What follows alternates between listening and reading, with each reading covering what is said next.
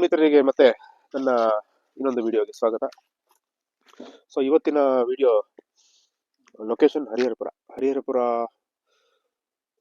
ಕೇಳಿದ್ದೀರಿ. ಹರಿಹರಪುರದಲ್ಲಿ ಸಾಕಷ್ಟು ವಿಡಿಯೋ ಮಾಡಿದ್ದೀನಿ. ಎಕ್ಸಾಕ್ಟ್ ಲೊಕೇಶನ್ ಹೇಳ್ತಾ ಇಲ್ಲ. ಹರಿಹರಪುರದಿಂದ ಒಂದು 10 ಕಿಲೋಮೀಟರ್ ಆಗುತ್ತೆ. ಸೊ ಇದರಲ್ಲಿ ನಿಮಗೆ 2.5 ಎಕರೆ ಅಡಿಕೆ ತೋಟಕ್ಕೆ 2 ಎಕರೆಗೆ ರೆಕಾರ್ಡ್ ಇದ್ರೆ ಇನ್ನೊಂದು ಅರ್ಧ ಎಕರೆಗೆ ಹೆಚ್ಚುವರಿ ಖುಷ್ಕಿ ಜಾಗದಲ್ಲಿ ಸಸಿ ಕೊಟ್ಟಿದ್ದಾರೆ. ಅಡಿಕೆ ತೋಟದಲ್ಲಿ ಒಟ್ಟು 8 ಕ್ವಿಂಟಾಲು ಸದ್ಯದ ಫಸಲು ಬರ್ತಾ ಇದೆ. ಇನ್ನೂ ಹೆಚ್ಚಿನ ಮಾಹಿತಿ ನಾವು ವಿಡಿಯೋ ನೋಡಿಕೊಂಡು ತಿಳ್ಕೊಳ್ಳೋಣ.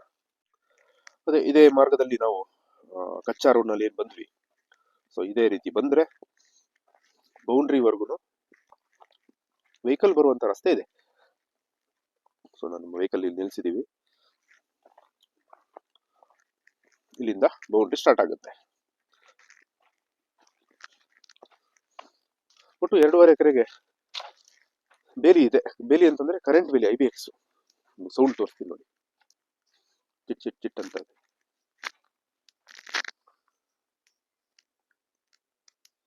ಮುಟ್ಟಿದ್ರೆ ಕರೆಂಟ್ ಹೊಡೆಯುತ್ತೆ. ಸಸಿ ತೋಟದಲ್ಲಿ ನೋಡಿ ಸಿಂಗಾರ ಸ್ಟಾರ್ಟ್ ಆಗಿದೆ. ಹಾಗೇನೆ ಅದೇ ಒಂದು 50% ಎಲ್ಲ ಮರಗಳಲ್ಲೂ ಸಿಂಗಾರ ಇದೆ. ನಾನು 8 ಕ್ವಿಂಟಾಲ್ ಅಂತ ಪ್ರಾರಂಭದಲ್ಲಿ ಅಡಿಕೆ ಹೇಳಿದೆ. 7 ಕ್ವಿಂಟಾಲ್, 8 ಅಲ್ಲ 7. ಇದು ಜಾಗದ ಸುತ್ತಲಿರುವಂತ ಬೇಲಿ. ನೀವು ಮಣ್ಣಿನ ಗುಣ ನೋಡೋದಾದ್ರೆ ಇದು ಗ್ರಾವೆಲ್ ಮಣ್ಣು ಅಂದ್ರೆ ನೋಡಿ ಹೀಗಿರುತ್ತೆ. ಕಲ್ ಮಣ್ಣು. ಇದು ಅಡಿಕೆಗೆ ಒಳ್ಳೇದು. ಇದು ನೀರು ಹೊಡಿಲಿಕ್ಕೆ ಜೆಟ್ ಅಂಡರ್ಗ್ರೌಂಡ್ ಪೈಪ್ ಲೈನ್ ಮಾಡಿದ್ದಾರೆ. ರೀಸೆಂಟ್ ಆಗಿ ಮಾಡಿದ್ದಾರೆ, ಬಾರಿ ಹಳೆದೇನಲ್ಲ. ಇಡೀ ತೋಟಕ್ಕೂ ಇದೆ. ವಾಟರ್ ಸೋರ್ಸ್ ಒಂದು ಕೆರೆ ಇದೆ, ಮುಂದೆ ನೀವು ನೋಡ್ತೀರಿ. ಹಾಗೇನೆ ಹತ್ತಿರದ ನದಿಯಿಂದ ಪೈಪ್ ಲೈನ್ ಕೂಡ ಇದೆ. ಪೈಪ್ ಲೈನ್ ನದಿಯಿಂದ ನೀರು ತಂದು ಈಗ ಆ ಕೆರೆಗೂ ಸ್ಟಾಕ್ ಮಾಡ್ಕೊಳ್ಬಹುದು, ಇಲ್ಲ ಡೈರೆಕ್ಟ್ ಆಗಿ ಅಲ್ಲಿಂದ ಮೋಟರ್ ಮೂಲಕ ನೀರು ಕೂಡ ಹೊಡಿಬಹುದು.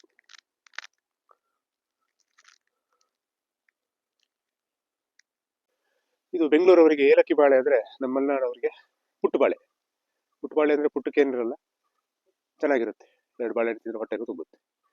ಬಾಳೆ ಇದೆ ಇಡೀ ತೋಟದಲ್ಲಿ, ಅಲ್ಲಲ್ಲಿ ಪುಟ್ಟು ಬಾಳೆ ಇದೆ. ಇದು ತೋಟದ ಒಳಗಡೆ ಗೊಬ್ಬರ ಅಥವಾ ಫಸಲು ಬೆಳೆದ ಫಸಲನ್ನು ತಗೊಂಡೋಗ್ಲಿಕ್ಕೆ ಅಂತ ಬಿಟ್ಕೊಂಡ್ರೆ ರಸ್ತೆ.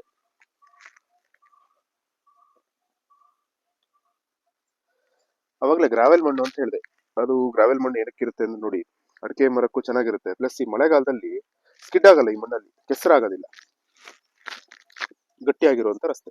ವಿಡಿಯೋದಲ್ಲಿ ಗೊತ್ತಾಗುತ್ತೆ ಅಂತಂದ್ರೆ ನೋಡಿ, ಇದು ಜೌಳು ಜಾಗ ಅಥವಾ ಕಂಪದ ಜಾಗ ಅಲ್ಲ, ಕಾಯಿಲೆ ಬರುವಂತ ಜಾಗ ಅಲ್ಲ. ಚಳಿಗಾಲ ಸ್ವಾಭಾವಿಕವಾಗಿ ಅಡಿಕೆ ಗಿಡಗಳು ಸ್ವಲ್ಪ ಕಲರ್ ಯೆಲ್ಲೋಯಿಶ್ ಬರುತ್ತೆ. ಬಟ್ ಹೆಲ್ದಿ ಆಗಿದೆ, ಏನು ತಲೆಬಿಸಿ ಮಾಡ್ಕೊಳ್ಳುವಂಥದ್ದಿಲ್ಲ. ತೋಟ ಚೆನ್ನಾಗಿದೆ, ಇನ್ವೆಸ್ಟ್ ಮಾಡಬಹುದು. ಅಡಿಕೆ ಸಸಿ ನೋಡೋದಾದ್ರೆ ನೋಡಿ, ಈ ಕಂಡೀಷನ್ ಇದೆ. ಇನ್ನೊಂದು 2 ವರ್ಷಕ್ಕೆ ಇವೆಲ್ಲ ಫಸ್ಟ್ ಕ್ಲಾಸ್ ಅಡಿಕೆ ಮರಗಳಾಗ್ತವೆ. ಈಗಲೇ ಫಸಲು ಸ್ಟಾರ್ಟ್ ಆಗಿದೆ, ನೋಡ್ಬೋದಲ್ಲ. ಇನ್ನು ಮನೆ ಏನಾದರೂ ಕಟ್ಟಬೇಕು ಅಂತಿದ್ರೆ ಒಂದು 30-40 ಸೈಟ್ಗೆ ಆಗುವಷ್ಟು ಜಾಗ ಈ ತೋಟದಲ್ಲೇ ಇದೆ. ಮನೆ ಕಟ್ಟಬಹುದು. ಪೂರ್ವ ದಿಕ್ಕಿಗೆ ಮನೆ ಕಟ್ಟಲಿಕ್ಕೆ ಅವಕಾಶ ಇದೆ. ಸಾರಿ, ಉತ್ತರ ದಿಕ್ಕಿಗೆ ಚೆನ್ನಾಗಿ ಆಗಿ ಬರುತ್ತೆ. ನಾವು ಇಷ್ಟೊತ್ತು ನೋಡಿದ್ದು ಸಸಿ ತೋಟ ಆದ್ರೆ, ಇದು ಹಳೆಯ ತೋಟ, ಹಳೆಯ ಮರಗಳು. ಇದರಲ್ಲಿ ಒಳ್ಳೆ ಫಸಲು ಬರ್ತಾ ಇದೆ. ನಾನು ಅವಾಗಲೇ 7 ಕ್ವಿಂಟಾಲ್ ಅಡಿಕೆ ಆಗುತ್ತೆ ಅಂತ ಹೇಳಿದ್ನಲ್ಲ. ಸೊ ಈ ಭಾಗದಲ್ಲಿ 7 ಕ್ವಿಂಟಾಲ್ ಅಡಿಕೆ, ಆರೋಗ್ಯವಂತ ಮರಗಳು ನೋಡಬಹುದು.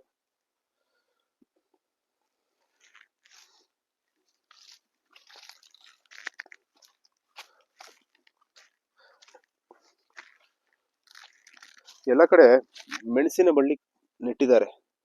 ಅದು ಇನ್ನು ಬೆಳಿಬೇಕು. ಬೆಳೆದು ಅಡಿಕೆ ಮರದ ಸಪೋರ್ಟ್ ತಗೊಂಡು ಬರಬೇಕು. ಸೊ ಎಲ್ಲ ಕಡೆ ಮೆಣಸಿನ ಬಳ್ಳಿ ಇದೆ. ಮೇಲೆ ಸಸಿ ತೋಟ ನೋಡಿದ್ರಲ್ಲ, ಅದರಲ್ಲಿ ಸಹ ಇತ್ತು, ಇದರಲ್ಲೂ ಇದೆ.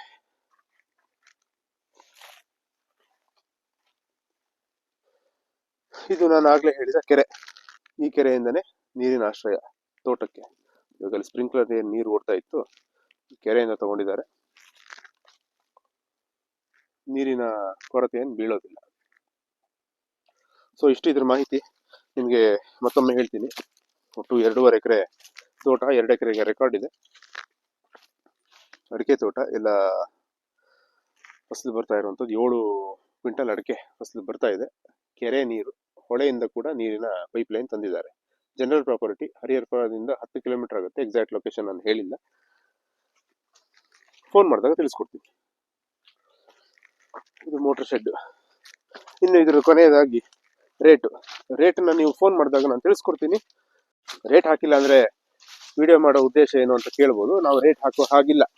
ಫೋನ್ ಮಾಡಿದಾಗ ಇಂಟ್ರೆಸ್ಟ್ ಇದ್ದು ಯಾರಾದರೂ ಪರ್ಚೇಸರ್ ಇದ್ದರೆ ನೇರವಾಗಿ ಫೋನ್ ಮಾಡ್ತೀರಿ, ಅವ್ರಿಗೆ ತಿಳಿಸ್ಕೊಡ್ತೀನಿ ನಾನು.